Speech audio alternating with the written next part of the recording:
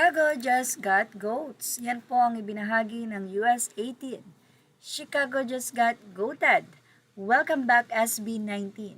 Wishing you the best of luck at Lollapalooza tomorrow. Time to show the world what you've got.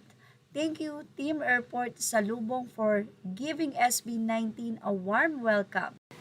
Mukhang grabe talaga ang travel na naman ngayon ng SB19 and of course para po ang SB19 ay maging magaang ang kalooban dahil nandyan ang 18 para sila ay laging salubungin.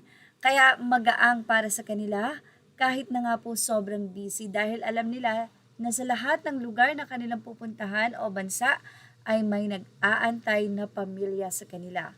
Walang iba kundi ang 18.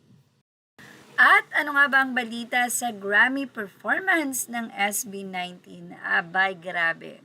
Isa po sa kinanta ng SB19 sa nasabi nga pong Grammy Museum Global Spin Live ay ang kanilang patok at napaka-emotional na kanta, ang Wakas.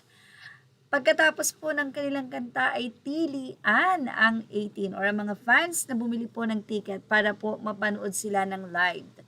At syempre, goosebump na si Grammy pa lang at 2 songs, How Much More If sa Lollapalooza. Makakasurhay na talaga.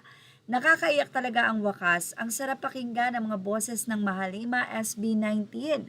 Congrats SB19, Pinoy Pride talaga kayo, ang gagaling nyo.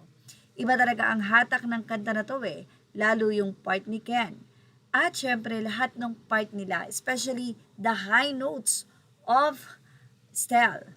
Pati na rin itong si Boss or si Sob, si Josh, grabe. Talaga namang napaka-high notes din. And of course, Pablo. Nakakaiyak lalo na yung part na ni Pablo. Ang galing-galing nyo talagang Mahalima. Proud of you guys. Goosebumps lagi sa dulo yung taas ng boses ni Stel, opposite ng kay Ken. The lyrics and emotions. Grabe talaga SB19. Sobrang galing kahit anong genre. Solid.